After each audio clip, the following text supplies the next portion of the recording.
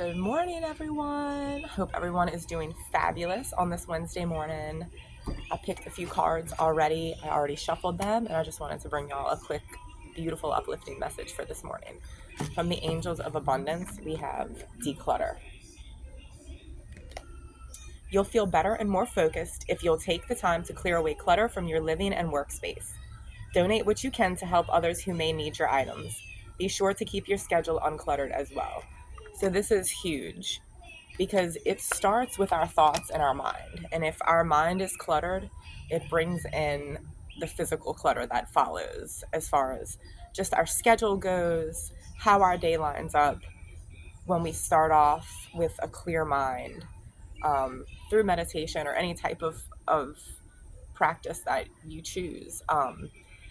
It really sets the foundation for the entire day.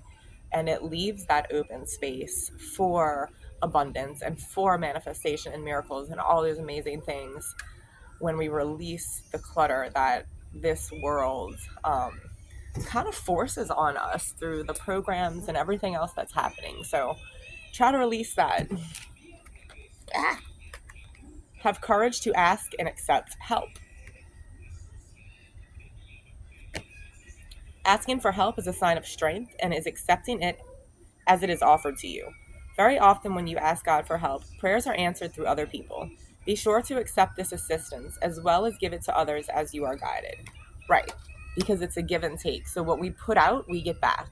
We get that same energy back. And that's why it's so important. Like, the idea of money is an illusion. And once we get on that correct channel of understanding the illusion of it, the more we put out to help people. I'm not talking about spending money on materialistic stuff to fill voids that are not healed properly. I'm saying in a sense of helping people that need help.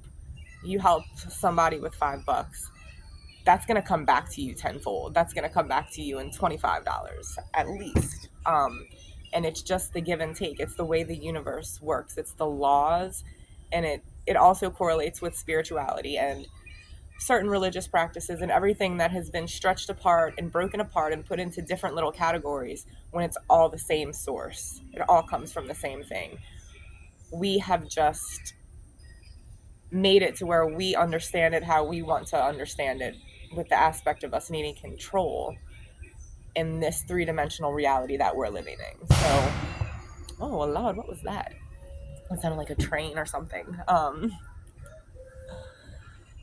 It's really important to just know that those things are not separate and that they go together. So the more that we help people, the more that help is going to come back through to us.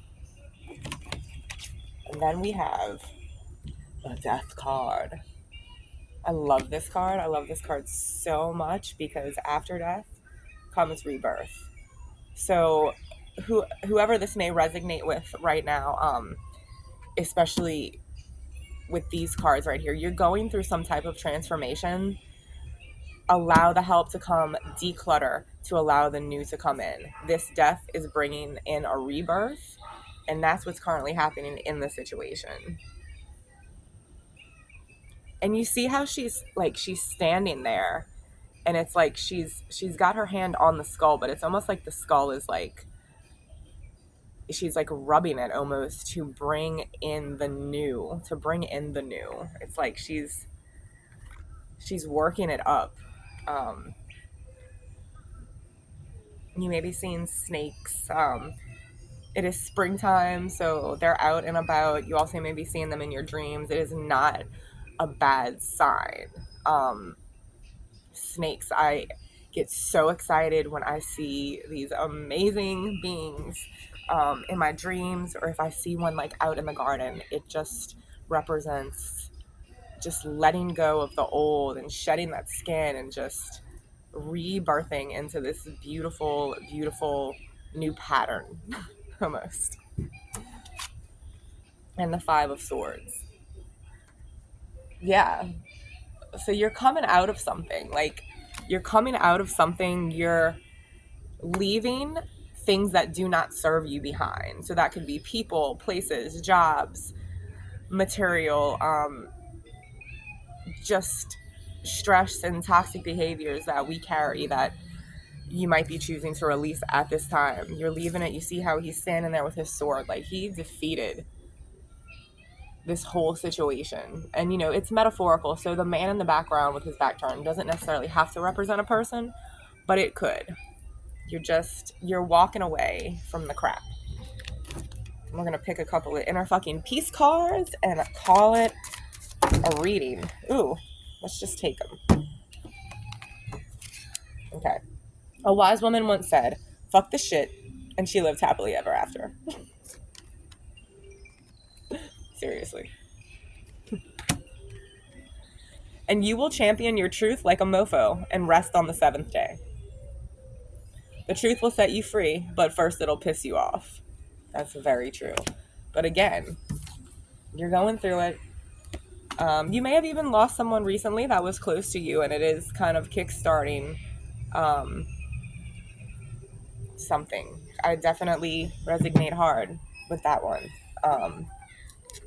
So to anyone else out there who resonates with that, I send you so much love and support and empathy, and everything's going to be great and fine. As far as people who are going through a transformation with this death card, you're going to shine like you've never shined before. Shine before. Shined. Yes. Take a hint from a sloth. Slow the fuck down. Right? Because when we slow down, we are able to absorb everything around us and the beauty, the actual beauty that's happening around us. Bye-bye, dumbass bullshit. Hello, sea of tranquility. Decide your vibe. We all have the ability to decide our own vibe. It attracts your tribe. And that's so true. That's just like me saying, like, put out however much we put out, we get it back tenfold. Like, decide what vibe you want and it will come to you. You don't have to look for it. And that's the awesome part about being on the right channel with creation, is that when we're on that right channel, it's a straight shot. Like, there's no room for BS. When we're kind of teetering on the channels, it brings in that kind of static to where, like, it can bring in other stuff. But staying on that clear channel, it's easy to kind of block the other stuff out. And it brings in your tribe. It brings in everything that you need, everything that you're asking for. It just shows up in front of you to where then you can take the action without really having to go seeking it. It just shows up there for you. Let the crazy ass shit go. The path to inner peace begins with 4 words. Not my fucking problem. And it's not all about you. Good grief, don't take things so personally.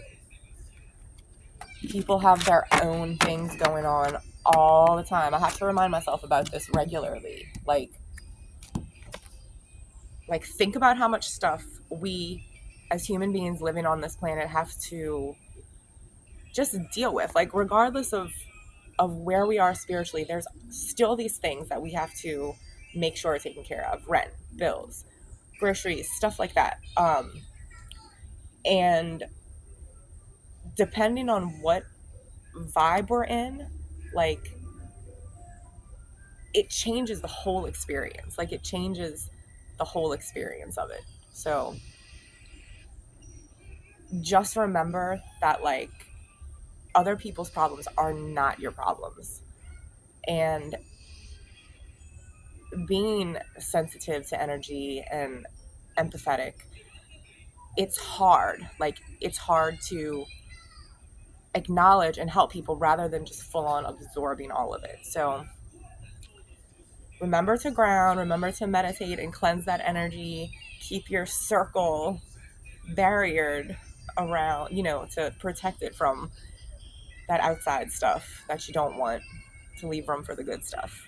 I hope y'all have a wonderful, blessed day. Namaste.